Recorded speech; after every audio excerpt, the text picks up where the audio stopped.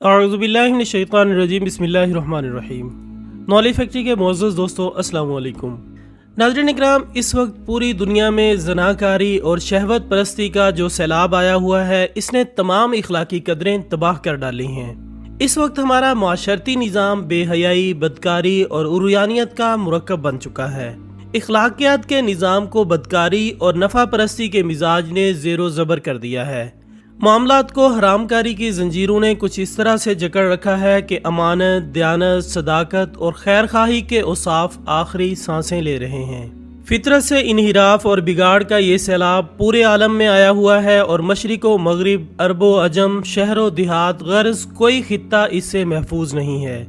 آج کی رونگٹے کھڑے کر دینے والی ویڈیو میں ہم زنا سے پیدا ہونے والی ایسی بیماریوں کا ذکر کریں گے جو کہ دن بدن ہماری نسلوں کو تباہی کی جانب دھکیل رہی ہیں۔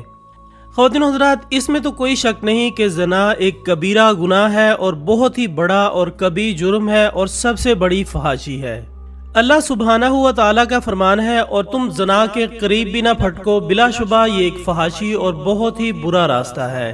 اسی طرح قرآن مجید فرقان حمید میں ایک اور مقام پر کچھ اس طرح ارشاد ہوتا ہے، اور وہ لوگ جو اللہ کے سوا کسی دوسرے کو معبود نہیں پکارتے اور کسی ایسے شخص کو جسے اللہ نے قتل کرنا حرام قرار دیا، اسے وہ حق کے سوا قتل نہیں کرتے اور نہ ہی وہ زنا کا ارتکاب کرتے ہیں، اور جو کام یہ کرے وہ اپنے اوپر سخت وبال آئے گا، اسے قیامت کے دن دوہرا عذاب دیا جائے گا اور وہ ذلت و خواری کے ساتھ ہمیشہ اسی عذاب میں رہے گا۔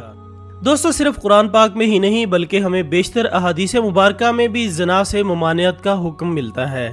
رحمت للعالمین صلی اللہ علیہ وآلہ وسلم نے ارشاد فرمایا کہ بندہ اس وقت مومن نہیں رہتا جب وہ زنا کر رہا ہوتا ہے۔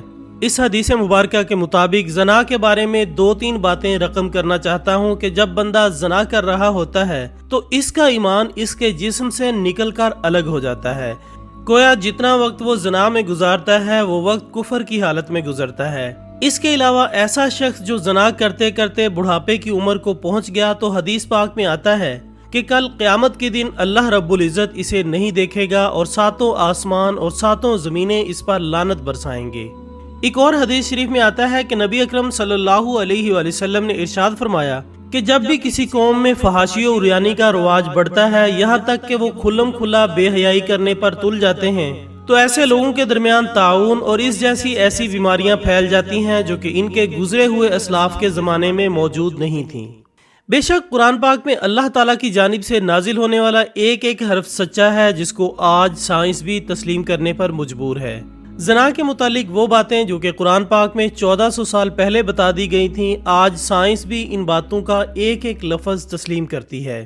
جس چیز سے قرآن پاک نے 1400 سال پہلے منع فرما دیا تھا، آج سائنس بھی انہی چیزوں سے روکتی نظر آتی ہے۔ جیسا کہ حالیہ ہونے والی تحقیق میں بتایا گیا ہے کہ زنا جیسا قبیح عمل کرنے کے بعد انسان بہت سی ایسی ہولناک بیماریوں میں مبتلا ہو سکتا ہے جن کے بارے میں صرف سوچ کر ہی رونگٹے کھڑے ہو جاتے ہیں۔ ناظرین اکرامی، ان بیماریوں میں سے ایک مہلک بیماری ایڈز کی بھی ہے، جس نے سب سے پہلے 1981 میں امریکہ میں جنم لیا تھا، اور اس بیماری کو سوائے زنا اور جنسی بے راہروی کے نتیجے میں جنم لینے والے عذاب سماوی کے کسی اور عنوان سے تعبیر نہیں کیا جا سکتا۔ ایڈز وہ مہلک بیماری ہے جس میں انسان کے بدن کا وزن گھٹنے لگتا ہے، بخار اور دست وغیرہ کی علامات نمایاں ہوتی رہتی ہیں، اور اکثر اوقات دماغ بھی اس سے متاثر ہو جاتا ہے۔ لیکن اس بیماری کی خطرناک اور خوفناک ترین صورتحال یہ ہے کہ اس بیماری میں مریض کے جسم میں ہر قسم کی قوت مدافعت ختم ہو جاتی ہے، چنانچہ اس کے بعد خفیف سے خفیف بیماری کا بھی اس میں تحمل اور قوت برداشت نہیں رہتی، یہاں تک کہ ایک معمولی سا عارضہ بھی جان لیوا ثابت ہو سکتا ہے۔ چنانچہ اس بیماری میں مبتلا ہونے والے شخص کی موت یقینی اور جلد سمجھی جاتی ہے۔ افسوسناک طور پر اس مہلک اور خطرناک قسم کی بیماری کا 100% علاج اور حل دریافت نہیں ہو سکا۔ بڑی کاوش کے بعد جو دوائیں ایجاد ہوئیں وہ صرف عارضی تدابیر کی حیثیت رکھتی ہیں، جن سے مرض کی شدت میں وقتی طور پر افاقہ ہو جاتا ہے، لیکن ان سے مرض ختم نہیں ہوتا، بلکہ ان میں سے بعض دعائیں کچھ اور پیچیدگیاں پیدا کر دیتی ہیں، جن میں خون کی حد سے زیادہ کمی اور غشی وغیرہ شامل ہیں، جبکہ بعض دواؤں کے استعمال کے دوران ہر ہفتے مریض کے جسم کا سارا خون تبدیل کرنا لازمی ہو جاتا ہے۔ بہرحال ڈاکٹر حضرات اب تک کی تحقیق و جستجو اور ریسرچ کرنے کے بعد جس نتیجے پر پہنچے ہیں وہ یہ ہے کہ اس بیماری کا سب سے بڑا سبب رگ کے انجیکشن کے ذریعے منشیات کا استعمال اور جنسی اختلاط کی کثرت ہے، اور یہ یا تو ہم جنسی سے پیدا ہوتی ہے یا پھر ایسے مردوں کو لگتی ہے جو کہ بغیر کسی امتیاز کے زیادہ عورتوں سے جنسی تعلقات قائم رکھتے ہوں۔ سن 1970 کی دہائی میں کی جانے والی ایک ریسرچ میں پتہ چلتا ہے کہ چمپینزی کے ناک اور گلے سے ہوتا ہوا یہ بیکٹیریا اس کے اعضائے تناسل تک جا پہنچا اور اسے یوریتھرل انفیکشن ہو گیا۔ ایک مطالعے کے مطابق یہ انفیکشن اس کے حامل ایک شخص سے اس کے ساتھ جنسی فعل میں شامل ہونے والے ساتھی کو اورل سیکس اور دوسری طرح کے جنسی فعل سے بھی ہو سکتا ہے۔ مجموعی طور پر 5 اقسام کے میننجائٹس دنیا بھر میں ہونے والے جنسی انفیکشنز کے لیے ذمہ دار ہیں۔ اس بیکٹیریا سے لڑنے کے لیے 2 ویکسینز تیار کی گئیں جن سے ان کے اثرات کو کم کیا جا سکتا ہے۔ دوستو، تیسرے نمبر پر مائکوپلازما جینیٹیلیم بیماری کا نام آتا ہے۔ یہ دنیا کے سب سے چھوٹے بیکٹیریا میں سے ایک ہے اور موجودہ حالات میں اس کی وجہ سے جنسی طور پر منتقل ہونے والی بیماریاں دنیا بھر میں شدید تشویش کا باعث بن رہی ہیں۔ اس کی سن 1980 کی دہائی میں شناخت ہوئی تھی۔ اس وقت اس بیکٹیریا سے 1 سے 2% افراد متاثر ہوئے تھے، جبکہ اسے نوجوان اور ادھیڑ عمر کے لوگوں میں تیزی سے پھیلتے ہوئے دیکھا جا رہا ہے۔ یہ بیکٹیریا خواتین میں بھی بانجھ پن، اسقاط حمل، وقت سے پہلے بچے کی ولادت اور پیٹ میں ہی بچے کی موت کا سبب بھی بن سکتا ہے۔ اب ایک اور انتہائی خطرناک بیماری شیگلوسس کے بارے میں بات کرتے ہیں۔ اس انفیکشن کے سبب پیٹ میں تیز درد اور ڈائریا کی شکایت ہوتی ہے، اور اس طرح یہ بیکٹیریا اپنے انفیکشن کو مزید پھیلاتا ہے۔ ماہرین کے مطابق یہ بیماری اورل سیکس اور اینل سیکس کے ذریعے پھیلتی ہے۔ دنیا بھر میں اس کے انفیکشن کے معاملے میں تیزی سے اضافہ دیکھا جا رہا ہے۔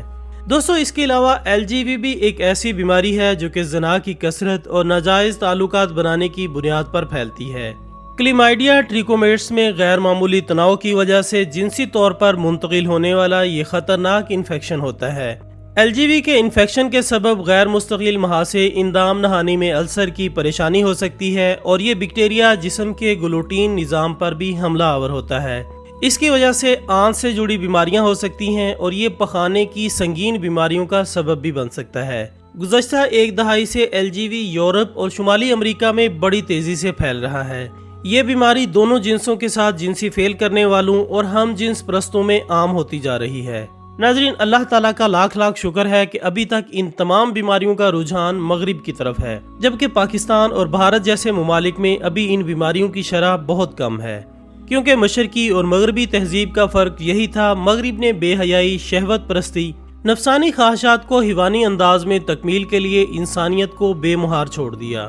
جس طرح جانوروں کے لیے کوئی اصول حیات نہیں ہوتے، اسی طرح انہوں نے انسان کے لیے بھی شہوت پرستی، نفسانی خواہشات کی تکمیل کا دروازہ حیوانوں کی طرح بالکل کھلا چھوڑ دیا، جس کا نتیجہ یہ ہوا کہ وہاں نہ کوئی معاشرہ ہے، نہ خاندان، نہ ماں باپ کا مقدس رشتہ ہے، نہ بہن بھائی کی محبت، اور نہ ہی میاں بیوی کا پیار۔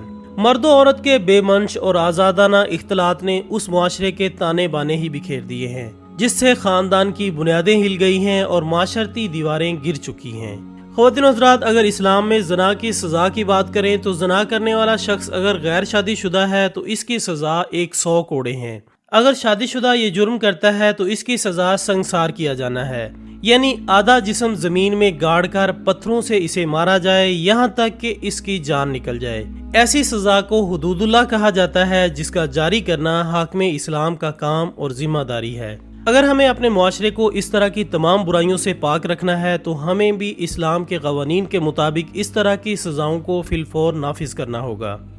تو دوستو، یہ تھی ہماری آج کی معلوماتی ویڈیو۔ ہم امید کرتے ہیں کہ آپ کو یہ ویڈیو ضرور پسند آئی ہوگی۔ اس ویڈیو سے متعلق اپنی قیمتی رائے ہم تک لازمی پہنچائیے گا۔ انشاءاللہ بہت جلد دوبارہ ملاقات ہوگی ایک اور اچھی سی ویڈیو کے ساتھ۔